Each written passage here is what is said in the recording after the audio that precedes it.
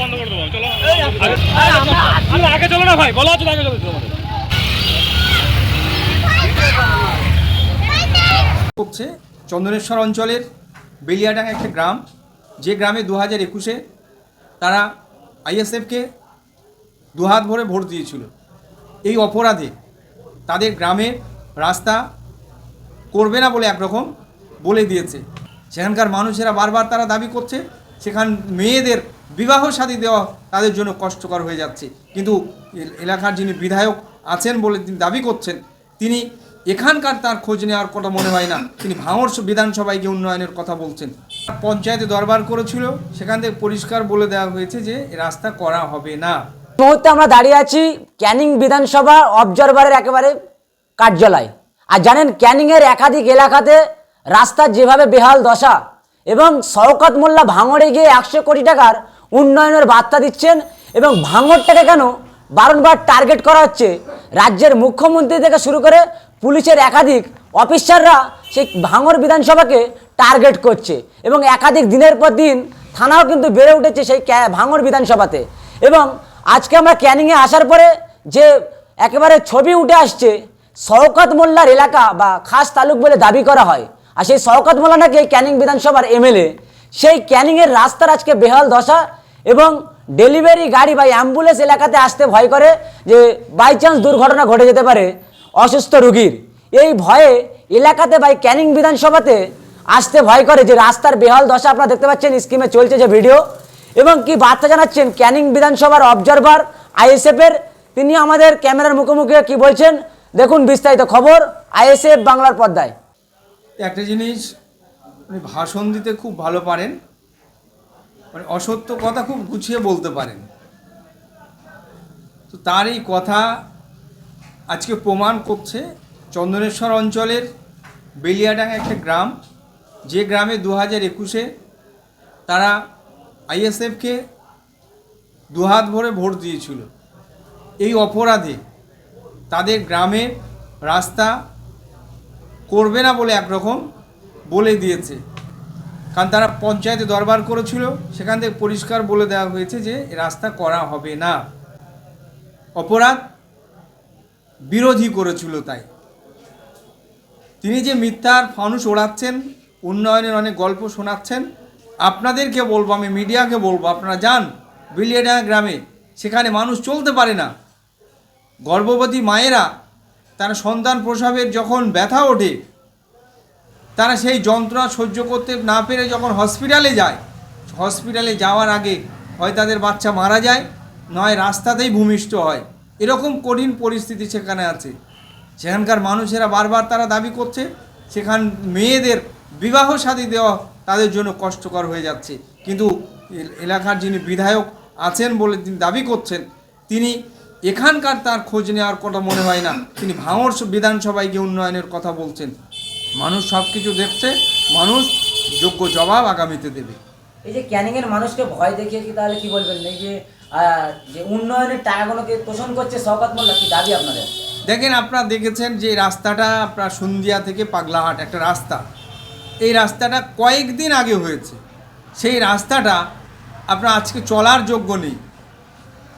আপনারা যদি দেখেন, টেন্ডার যেটা হয়েছিল, যারা করেছিল তাদেরই ঘনিষ্ঠ কেউ হবে, তিনি এই টেন্ডার নিয়ে রাস্তা করেছেন। ভালো কি আপনারা যাবেন এই রাস্তা দিয়ে, দেখতে পাবেন যে রাস্তার কি দশা, পিচ উঠে চলে গিয়েছে, খানা খর্দে রাস্তা ভরে গিয়েছে। তো এটা থেকে সাধারণ মানুষ দাবি করছে যে এখানে যে টাকা আসে, সেই টাকার বেশিরভাগ টাকা তারা এই টেন্ডারের মাধ্যম দিয়ে, এবং রাজনৈতিক নেতৃত্ব যারা আছেন ঊর্ধ্বতন শাসক দলের, তারা এই টাকা লুটে পুটে খেয়ে নিচ্ছে। রাস্তার আদতে কোনো কাজ হচ্ছে না। আইএসএফের পক্ষ থেকে আপনাদের কোনো দপ্তরে জানানো হবে, কি দাবি জানাবেন আপনারা? অবশ্যই যে পরিবেশ তৈরি করে রাখা হয়েছে, আমরা ঊর্ধ্বতন অফিসে আমরা এটা আবেদন করব অবিলম্বে, যাতে তদন্ত করে বিশেষত বেলিয়াডাঙ্গা যে রাস্তা, এই গ্রামীণ রাস্তাটা সুন্দরভাবে তারা তৈরি হোক, এবং তৈরি করে দিয়ে তাদের মানুষের চলাচলের সুব্যবস্থা করে দিক। এবং যে রাস্তাগুলো এখানে আসে, বিশেষত সন্ধিয়া থেকে পাগলাহাট যে রাস্তা, এ রাস্তা অবিলম্বে, মানুষের দাবি অবিলম্বে রাস্তাটাকে আবার সারাই করা হোক, মেরামত করা হোক এবং যথাযথভাবে মেরামত করা হোক, যাতে মানুষ দীর্ঘদিনে রাস্তাটা টিকে থাকে এবং মানুষের চলাচল সুবিধা হয়। এটা তারা মানুষের দাবি। ধন্যবাদ। বেলিয়াডাঙ্গা গ্রাম এবং সেখানে আইএসএফের প্রার্থী হয়েছিল এবং শওকত মোল্লা সেখানে জিতেছে বলে দাবি করেছেন এবং সেই এলাকাতে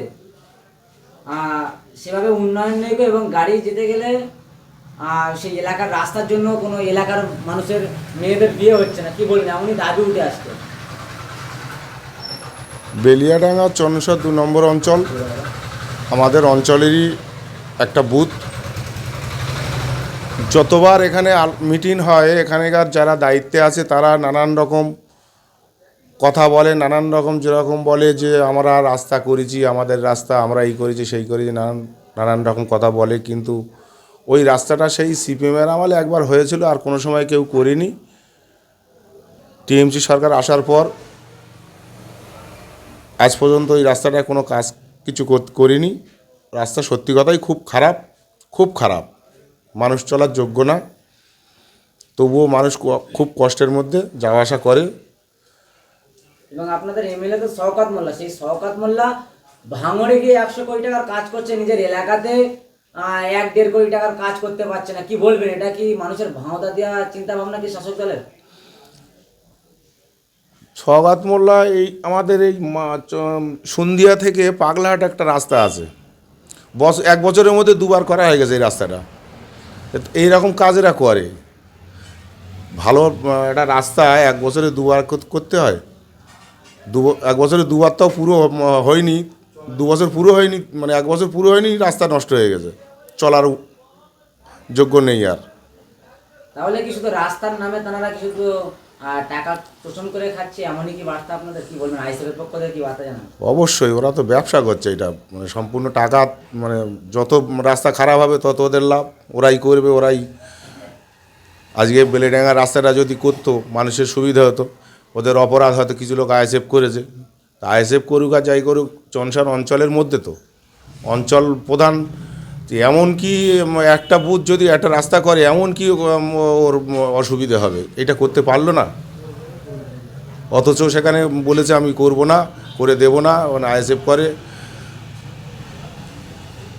উনি একজন হাজি সাহেব নাকি, তাই হাজি সাহেব হয়ে এরকম, ওখানে তো বেলিয়াডাঙ্গায় এক চাইটে মুসলিম, তো একটুখানি রাস্তা করে দিতে উনি হাজি সাহেব ওইটার পারলো না।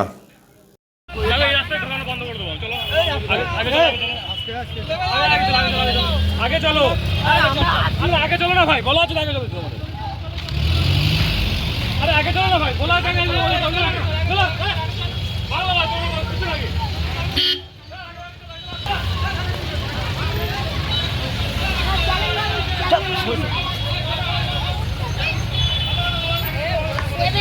আরে বন্ধু